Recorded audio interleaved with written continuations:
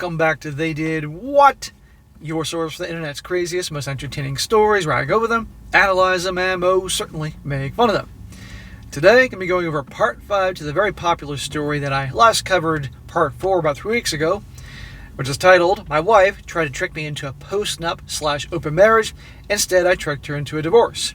And as a very, very brief recap, that's about the guy, I believe he's 31, only married a few years, 3 or 4, to his wife, and out of nowhere, she started dancing around the idea of an open relationship or open marriage, and a post-nuptial agreement, out of nowhere, and him giving her $100,000 for some investment type of thing.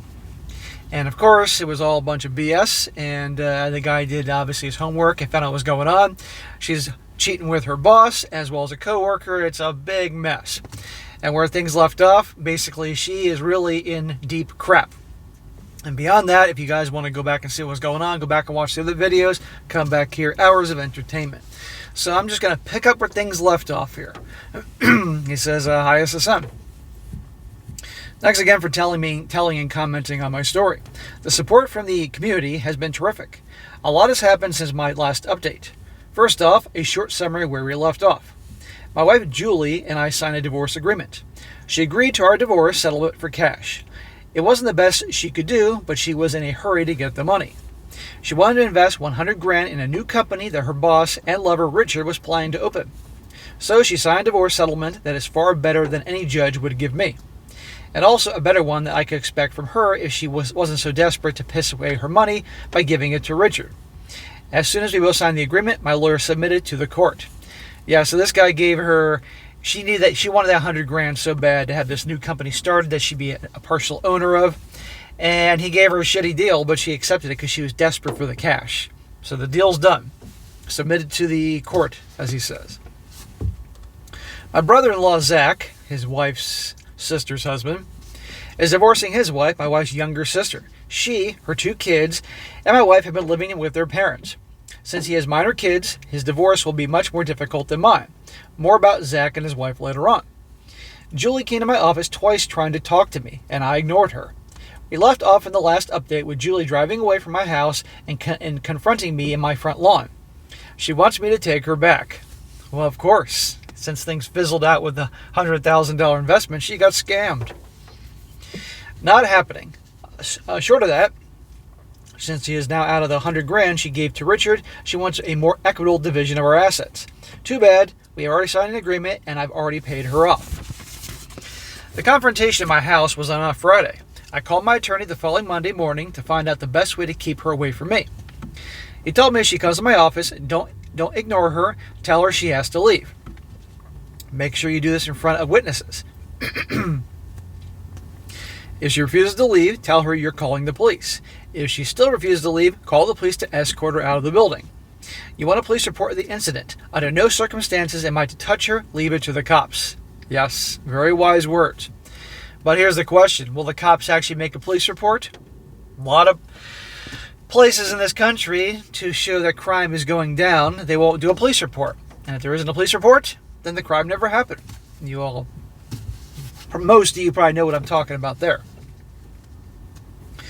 If she confronts me at my home again, don't talk to her. Instead, call the police and explain the situation to them when they arrive. They can't force her to leave unless she's on your property, but they will ask why she's at my house. Again, you want a police report of the incident. Again, if they actually make a police report. The bottom line is that we want witnesses and the police to provide evidence that she won't leave you alone. That she refuses to stop bothering you, it should enable us to get a restraining order. Julie was back at my office at about 10 o'clock that Monday. I asked my partner to join me, and he and I went out to ask her to leave. She refused. She wants to talk. I told her we're calling the police, and she said she's not leaving until we talk. My partner called the police from his cell phone. 2 cops arrived about 10 minutes later. 10 minutes later? Good Lord, you got cops that won't respond to major crimes in progress. But to that, 10 minutes later, well, it was 10 o'clock in the morning. They probably had their 3rd trip to Dunkin' Donuts that day, and they're right around the corner. I don't know. I got to make the donut joke. My fellow police officers out there, I love you all, but still, I got to make the donut joke. A very young cop, early 20s, and an older guy, late 30s. Late 30s is old. Really, dude? I'm at my mid 40s, for God's sakes. I'm not old. I explained that Julie and I are divorcing. The divorce is in progress, and Julie and I should only be talking through our attorneys. My partner said that we asked Julie to leave a number of times, and she refused. She's disrupting our business. The young cop looked at me and said, "Dude, she's still your wife. You should at least talk to her." Of course. Of course. It's not right to just ignore her. Officer, why don't you shut the fuck up and do your job? It's not your job to have an opinion about my marriage situation. If you don't want to do it here, go outside and talk things over. The guy's on the job trying to make a living here. He says she just wants to talk. Talking through marital issues is always helpful. You owe your wife that much. When he finished, Julie nodded vigorously. That's all she wanted. Just talk to me. If he showed up to her place of business and was raising hell, do you think the cop would say the same thing to you? No, the cop would tell you to get the hell out of there. That's what he would do. From what I've been told, a lot of young cops are really these clueless blue pill types. The older cop looked at the younger cop and told him to wait in the car. When the younger cop started to protest, the older cop just glared at him. The younger cop left. The older cop apologized for the misunderstanding and told Julie she has to leave. If she doesn't leave, he'll arrest her for trespassing. Julie said to the other cop that she could stay and we should talk. Why was he telling her she had to leave? Because you're harassing this guy. Because you're at their place of business. That's why, lady. The cop just said that either she leaves now voluntarily or he will arrest her. Julie started crying. Hobag Handbook, Chapter 2. The cop repeated that Julie had to leave. Now Julie got up, still crying, and left. The young cop was leaning against the police car smoking. Julie went up to talk to him. Oh boy. The older cop apologized again, and he said his partner providing marital advice is completely inappropriate. He's really just trying to justify his own stupid behavior. He said the younger cop got married last year and discovered that his new wife had a lover, another cop. He wants to remain married, so they're talking it through, seeing a marriage counselor and all that. That's irrelevant. The cop shook his head with a baffled expression and said, like talking is going to solve the problems. Command transferred that boyfriend to another precinct, but what his partner doesn't want to admit is that his wife has been with most of the cops in the department and is actively pursuing the rest. The good news for his partner is that it's a small suburban police force. There's not that many cops left in the department she hasn't been with. Good Lord, you know that story in the news about that female cop that was married and doing all those other cops, and now she's getting awarded some money and things like that? It's nonsense. The bad news is she'll probably move on to the fire department when she's finished with the police department. Okay, this part is irrelevant, but I'm reading it because I wrote about it. I asked the cop if he talked to his partner about his wife. He looked at me and said he's tried, but the guy won't tolerate anyone saying anything bad about her. He thinks everyone is jealous and trying to break up their marriage. He hears the snide remarks and innuendos about his cop. The cop said that he had to break up at least 3 fights his partner got into after hearing about an unkind comment. His partner thinks there was just one other cop and that's over. It's funny how a man knows but doesn't want to know, so he makes up lies to tell himself. Yeah, pretty much. This kid tells himself that his wife made one mistake and she's completely faithful. No one is that stupid. But he's a hothead when it comes to his wife. The guy's a disaster waiting to happen. The cop said he's just hoping to stay out of the crossfire when his partner blinders finally come off. He says he's telling us this because he doesn't want us to file a complaint against his partner. Well, it's within our rights to do. He's way out of line here, but it's better that we let him handle it. He'll straighten his partner out as soon as they're back in the car. If he keeps up doing this type of crap, the cop will get his partner taken off patrol. We have his word on that. We will let him handle it, sure. So, we shall see. I told the police officer that Julie has been stalking me and I want to get a restraining order. How can I get a copy of his police report? He checked that he had all of our names, gave me his card, and said to have my lawyer call the precinct in the morning and ask for the report. As he was talking, I kept glancing at Julie and the young cop. She kept crying and pleading with him. Finally, the young cop just shrugged and pointed at my office. Julie walked to her car and drove away. She wasn't happy. The older cop left. He motioned angrily for the younger cop to get in the car. Older cop needs a smack. The younger cop right upside the head. My attorney got the police report. After a lot of back and forth with the court, we got a restraining order to keep Julie away from me. Great. I thought it would take a lot more work than that. It turns out it's not easy for a man to get a restraining order against a woman. My attorney said if it was the other way around, we would not have to ask twice. Shocker. My attorney also heard from Julie's attorney. The money she gave Richard is gone. She wants more from me. Julie's attorney told my attorney that the settlement wasn't fair and Julie wants to reopen our agreement. Well, no kidding. She willingly agreed to it. My attorney told Julie's attorney that we think the agreement is fair and equitable. Julie's attorney claimed that Julie was forced to sign our agreement under duress. Get the fuck out of here. There was no duress. She willingly did that because she wanted that $100,000 so quick. I said, what duress? I would not give her access to our money, so we forced her to sign the agreement to get money and was already legally hers. That I was keeping her money from her, so she had no choice but to sign the divorce agreement under duress. Julie's attorney threatened to go before a judge to get the settlement reopened, or we can scrap the agreement and we have to start over. Well, all it takes is them going to some candy-ass, blue-pilled, nice guy judge, male judge, and he'll fall for her tears and waterworks, and, My attorney told her attorney that if Julie thought I was unfairly holding on to the money, she could have gone before a judge and argued for access to any funds she thought she was entitled to. She didn't do that because Julie wanted money immediately, and getting before a judge would take some time. And Julie knew, and her attorney knew, that I would never agree to gift Richard $100,000. Julie's attorney also knew that no judge would agree that it's okay for Julie to give Richard $100,000 against my wishes in the middle of a divorce. Especially an investment, we would make sure the judge knew it was sketchy. Our settlement has been filed within the court. My attorney told Julie's attorney that if a judge reopens the settlement or does anything that adversely affects me in the divorce, we will immediately appeal the judge's decision. The original settlement will be upheld on appeal, and Julie's attorney knows that. We are not reopening the agreement. My attorney asked if there was anything else Julie's attorney wanted to talk about. Good, I'm glad your attorney didn't fall for it. But then again, you just never know the type of judge you go in front of, When my attorney told me about the call from Julie's attorney, he said it was insulting for them to claim Julie agreed to our settlement under duress. It's like I sold my car to some guy. I got the money we agreed on, and he got my car. Then the day after the sale, I call him and tell him I want more money for the car. The guy tells me he paid the agreement upon amount. Why would he give me anything more? I tell him I agreed to that unless amount under duress. What duress? The duress was I had to sell the car because I needed the money.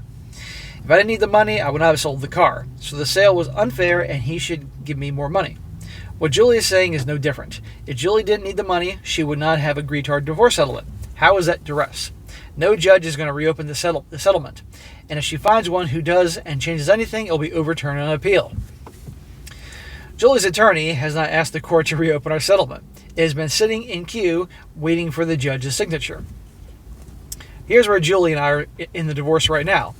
We live in a state with no waiting period before or after the divorce paperwork is submitted to the court. As part of our agreement, in order for Julie to get the money she wanted, she had to agree to file what's called a joint petition. A joint petition for divorce is filed within the court by both spouses together. We also asked for an expedited divorce. We basically told the court we both want a quick divorce based on the settlement we agreed upon, together submitting it to the court. My attorney gave the divorce paperwork to the court on Valentine's Day, an appropriate day to file divorce paperwork. Anyway. Since all issues were resolved by the settlement and there are no minor children, we're just waiting in line for a judge to get to our paperwork and sign it. At that point, we are divorced. Nothing else needs to be done. My attorney assures me that will be any minute. The judge just has to work through his backlog, lots of divorces these days. Anyway, there's always going to be lots of divorces. Zach's wife and their kids have been living with Julie at their parents' house. Julie still blows up my phone. With a restraining order? She wants to come home, but also wants more money. I read her text and listened to her messages, but I don't respond to her.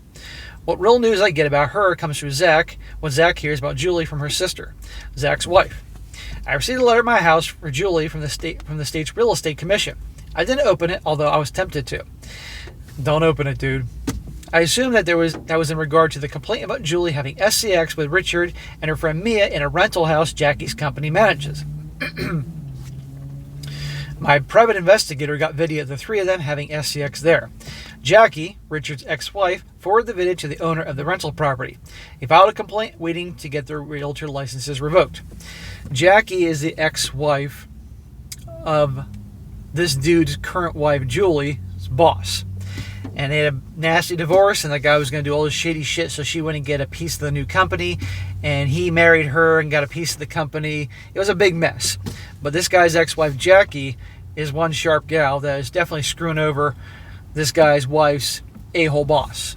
But I'm sure you guys that watched this all remember that. And I speculated before that pretty soon our guy telling the story here is going to be nailing the boss's ex-wife pretty soon. We shall see. I gave the letter to Zach to give to his wife to pass on to Julie. When Zach asked his wife to give it to Julie, she said she would get it to Julie, but Julie is no longer living at the parents. She moved into Mia's apartment with Mia. Oh, so they can make out together? They had a long, tearful session. A lot of yelling from Julie, but it ended with a long hug. Julie forgiving Mia and declarations of everlasting love from both. Yeah, we'll see how long that lasts. They decided that they were both Richard's victims. Everything was Richard's fault. Julie moved in with Mia. There you go. At the end of the day, blame the guy. They're blameless. More news was that Julie got a job with a startup real estate company as an agent. Julie finally figured out that she should lie to the potential employers and tell them that she stopped working there when we got married. She re-entered the workforce now because we're divorcing. If they don't know what Julie worked at Jackie's company for 4 years, they won't ask Jackie for a reference. Mia evidently made up a similar story and is working at the same company.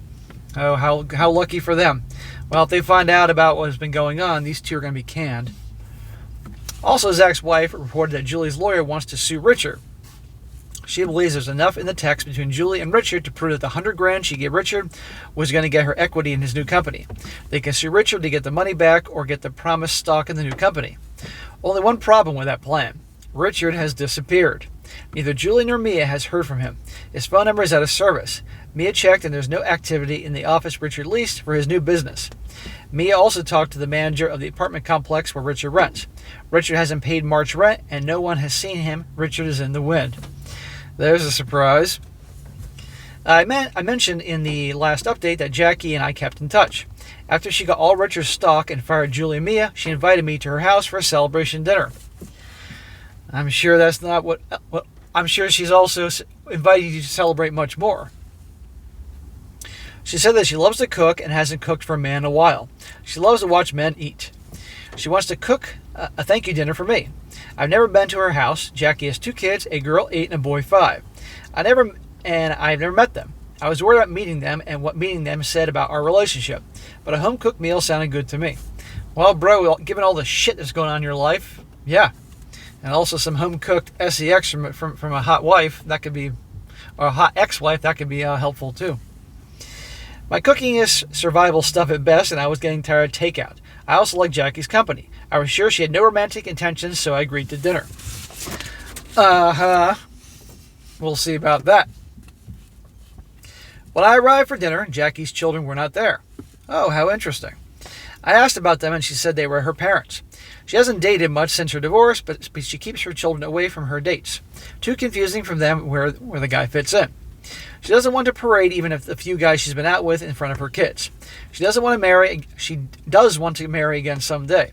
If she becomes serious with someone, that's time enough to explain to her kids what's going on with the guy who's been hanging around. Jackie is a wonderful cook. Over dinner, I asked her about her divorce. Was Jackie's divorce difficult? Jackie said she caught Richard and me having SCX in the office. Our state allows for at-fault divorces for infidelity.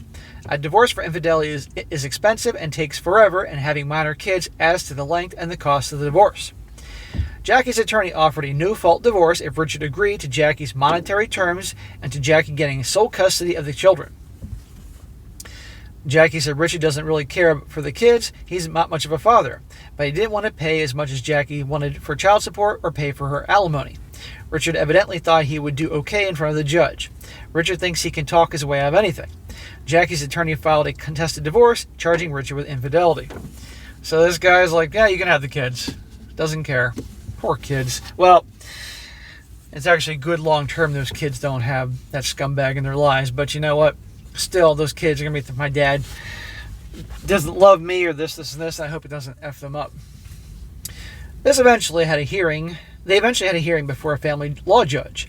In a divorce for adultery, our state also allows the aggrieved spouse to reclaim any marital funds the cheater spent on the lover during their affair. Holy crap. Jackie was entitled to money equaling the amount Richard spent on dates, gifts, or trips. She can reclaim any money he spent on the affair with Mia over the years. At the hearing, Jackie's attorney asked the judge to order Richard to provide 4 years of receipts for money he spent on his affair so Jackie could retrieve the money. Oh man, that's a lot of work. Going through all the credit cards and all that, and Lord knows if he was taking money out of the business, and that could be fraud, and that's a whole other can of worms. The judge gave Richard 2 weeks to come up with the receipts and adjourned the hearing. Right after the hearing, Richard's attorney approached Jackie's attorney. Richard was ready for the uncontested divorce settlement. Oh, imagine that. Jackie pretty much got everything she wanted in the divorce. Richard realized he couldn't talk his way out of that one. The judge doesn't seem interested in anything Richard has to say. Well, finally, a judge that actually has a fucking brain. I didn't know about the spouse's ability to reclaim money the unfaithful spouse spent on his or her lover. If Julie had figured out some way to get Richard the $100,000 from our joint accounts, I could probably have reclaimed that in the divorce. Doesn't matter now. Jackie asked about my divorce, and I told her it was signed, sealed, and delivered. We filed a joint petition with everything settled. No disputes. We're just waiting for the judge to sign off on the divorce decree. This should happen any minute. I said I got a divorce. I got a settlement better than anything I could ever dreamed. Jackie offered a toast to my clean and easy divorce, and to being rid of Julie. We were on our second bottle of wine. No kids, home-cooked meal, talked about never having kids around when I have dates. And now you're on your second bottle of wine. And let's just say this ex-wife here definitely likes to get even with her ex-husband. I told her that Julie and Mia were working as real estate agents again. Jackie wasn't called for a reference because they're not telling their employer about working at Jackie's company. Jackie said that's okay, she doesn't care about them. They'll have their licenses pulled fairly soon. Have I heard anything about Richard? I said that according to Julie, Richard has disappeared. No one's seen or heard from him. He's moved out of his apartment. No one seems to know where he is. Jackie was surprised, but said Richard is supposed to pay her alimony and child support the first of each month. She usually doesn't get a check from him until the second or third week of the month, but that's just Richard. He always sends the money sooner or later. She's got nothing from him so far in March. It sounds like Richard skipped out. Now, it sounds like this woman here is pretty well off, but believe me, she still wants to get every single penny she can squeeze out of that scumbag Richard. I asked why he would do that. Jackie thought a while and responded that Richard knows he's finished in real estate here, at least for a while and maybe forever. There's no issue between states regarding real estate brokers' licenses. Just because he has a broker's license here doesn't mean that any other state will recognize that license and allow him to be a broker in their state. So he can't just pick up where he left off in another state. But states make it easier for brokers licensed in one state to get a broker's license in another state. All Richard will probably have to do is pass an exam in the new state to get a license there. He can do that easily and quickly. He's probably living in another state waiting to take their broker's exam so he can open up another real estate office there. Won't he be prevented from getting a broker's license in the new state because he's under investigation here? No, the targets of an investigation get notice that there's a complaint and an official inquiry about the activities. Jackie was notified by the real estate commission that her company is under investigation because Richard, Julie, and Mia worked at Jackie's company. But nothing is made public unless and until the commission decides they are going to pursue sanctions against the targets. What a mess. Richard needs to get his new license in the new state before it becomes public that his license here will be revoked. Once he has his license in the new state, they can't take it away because of something he's done here. That's interesting. I kind of find that hard to believe, but okay. Unless it's criminal behavior and Richard is not under criminal indictment, so Richard is in a race against time. He needs to get a new broker's license before it made public. That's the one he has here is being revoked.